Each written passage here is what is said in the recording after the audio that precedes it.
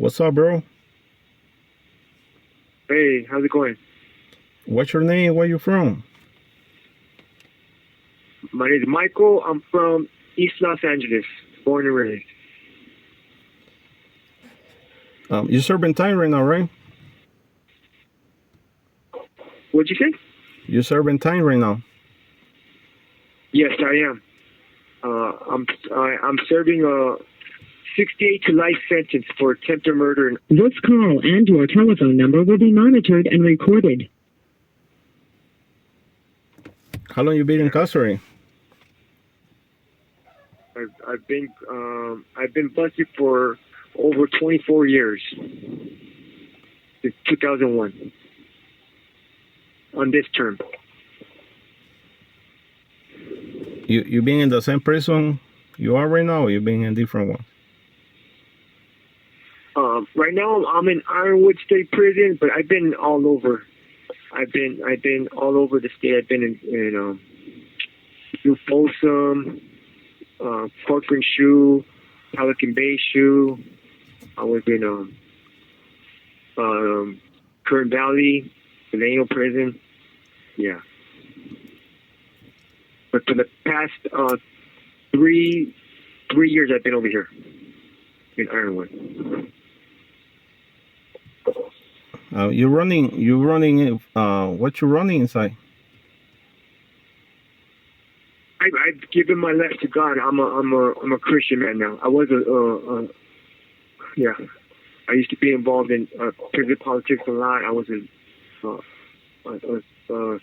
Sureño for many years. So you used to be a sureño, but now you just running solo, basically, right? Yes. Yeah. I'm giving my life to God now. I've seen the light, you know. So how do you feel being all these 24 years in prison? How do it feels like, you know? I feel like, you know, prison's changed a whole lot, and I changed a whole lot too. And man, I just feel like it's time for me to go home, man. Time for me to get out of here. You know, I've done a lot of bad things. I committed a lot of horrible crimes, and I don't think I deserve to get out for all the horrible things I've done. But one thing I do know is I'll never hurt nobody again, man. You know, I want another chance out there. I miss the free life.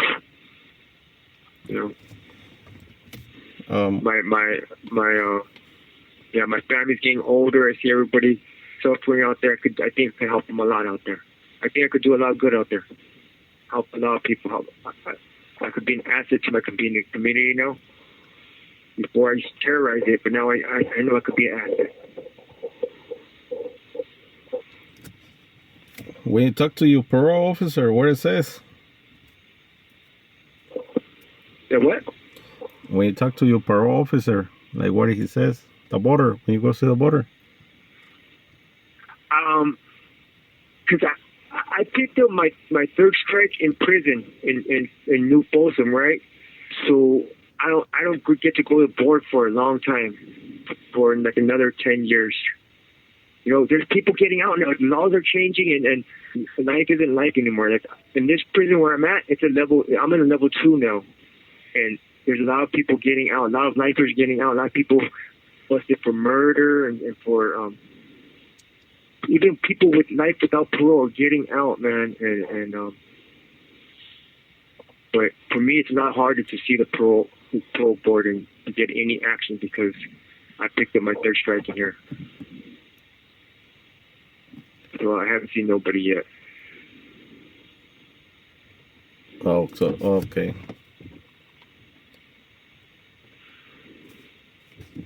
So Yeah. So what do you think is gonna happen now with you? You know, like the laws are in my favor. I'm telling you, man. I have it harder than people that committed murder. Like my one of my best buddies, he's busted for murder and for burning someone after he's dead, and he's getting out next month. And he's, but so the laws aren't my favorite, but I trust in God. I know the only reason why I've come to this prison and I'm trying to do good because God's telling me that He's gonna get me out. So I'm trusting in Him. He's telling me, so I believe Him. What make you change your life? My faith. You know what made me change my life is because when I first came to prison, I was deeply involved in prison politics. I was, I was running the yard. I was the main shot caller in the yards, in the shoe, in the hole, But when I got to the shoe, I seen that when I got to shoe, I thought I was doing I was living the life. I was proud of myself because I made it to the big time. Shoe with all the big dogs, all the people you hear about, you see in movies. I'm in the shoe with them, and I thought I made it, but when I got there, I seen I seen what this life was all about. It's not about unity. It's not about. It's all about greed, man. It's just all about greed. That nobody really cares about what I did or all the work I put in, and none of that mattered. Nobody that I just felt really insignificant right there. I seen it was all about nothing. This life was my gang life and my criminal life. All the work I put in, nobody really cares about it. And right then, I knew I had to make a change. I knew I had to choose a different path. I went I went far in this political life, and I seen the top of it. I didn't like what that was, man. It was just all greed, all kinds of treacherous stuff, So I needed another way.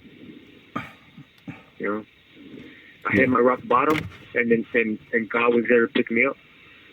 He showed me another way. He showed me he put hope back in my life. He gave me purpose. He gave me true purpose. Yeah. You don't have any problems with the Southsiders or anything? Yes, that now you're not in the game anymore. No, now because no, I don't, because they're not around here no more. Right? This yard that I'm at, I went to a non-designated yard where there is no Southsiders right here. There's no prison politics, none of that. We're all like right here. It's a level 2, and there's no prison politics. This call and your telephone number will be monitored and recorded. Yeah, because this prison, it was in GP. It was a general population yard, but 2 years ago, they flipped it. They were gonna flip it to a non-designated yard, and I had to decide if I wanted to stay or go, and that was the hardest decision I ever had to make. Because I've been in GP for 22 years, and I have a lot of friends still living a life. I left my twin brother in Kern Valley to come to this prison. I have a twin brother, but I had to choose this for me. God told me this is the way to go, so I followed him here. I stayed on this yard even when it flipped. It hurts, man. It still breaks my heart that I had to come to this side, but I know it's the right decision because I'm more my own man right here, making my own decisions, And and this is and I'm more free. I'm closer to God right here. I'm doing really good. I'm involved in all. I work. My job right here is as a Braille transcriber. I transcribe college books from English to Braille for the blind. You know, I'm helping them graduate college. I'm in all kinds of programs. I'm in church. I'm in all kinds of self-help programs. I mentor youth. I mentor all kinds of people, man. I'm doing a lot of good for my community right here. So I know this is the right decision. Yeah, but I do miss a lot of people in my own life though.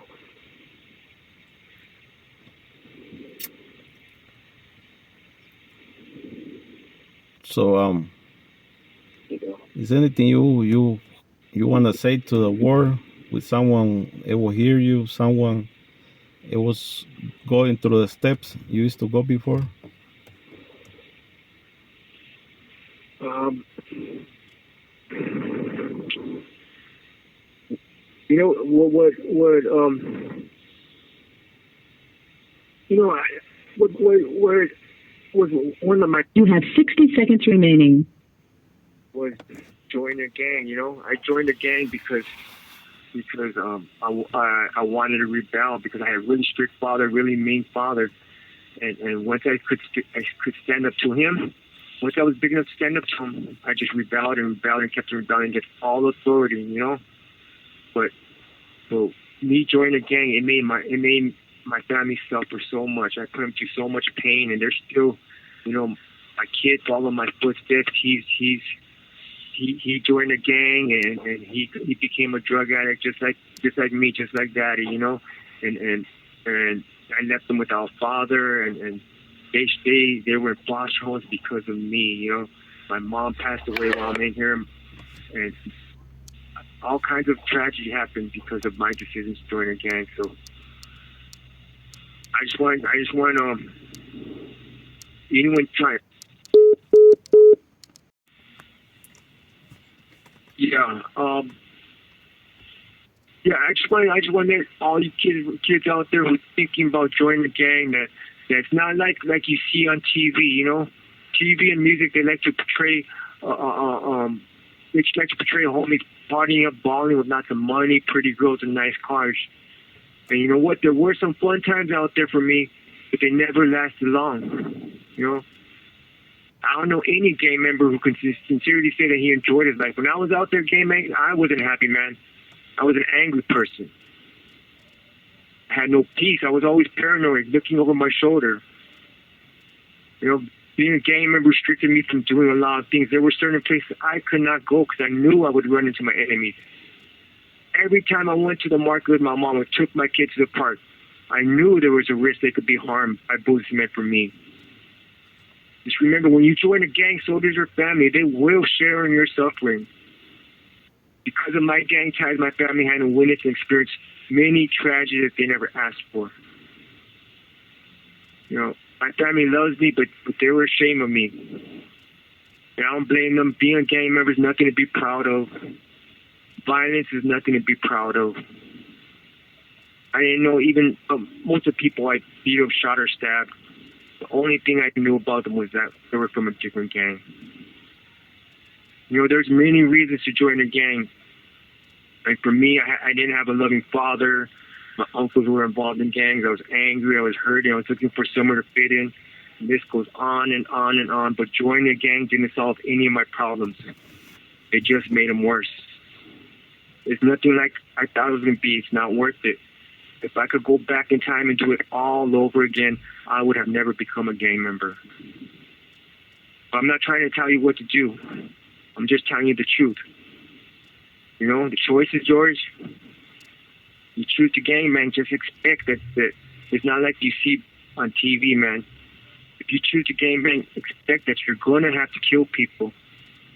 Expect that you're going to make your own family suffer. And expect your homeboys, they are going to betray you. And expect to go to prison or die in an early age. You know? I know none of you guys want that. I don't want that for you guys. You know, what saved me is giving my life to the Lord. He answered all my prayers. He gave me purpose. He showed me the way. He's, you know, I've been incarcerated for 24, going to 25 years. You know, and there's a good chance I'll never get out. But you know what? Right now, I have more peace in my heart, more love, more contentment, more joy right now than I've ever had out there. And that is only because I have a relationship with my Lord and Savior Jesus Christ. He's giving me meaning. He's shown me a love that I have never known. You know, He's always there for me. He's my closest friend. He never leaves us or forsakes us. Try Him.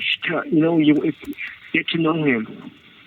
Now ask Him to reveal Himself to you, and He will. He is the way, the truth, and life. And He loves you, and He wants you to come to Him. He always says, "Come to me, come to me, come to me." Go to Him, and He will show you a life worth living. Thank you very much.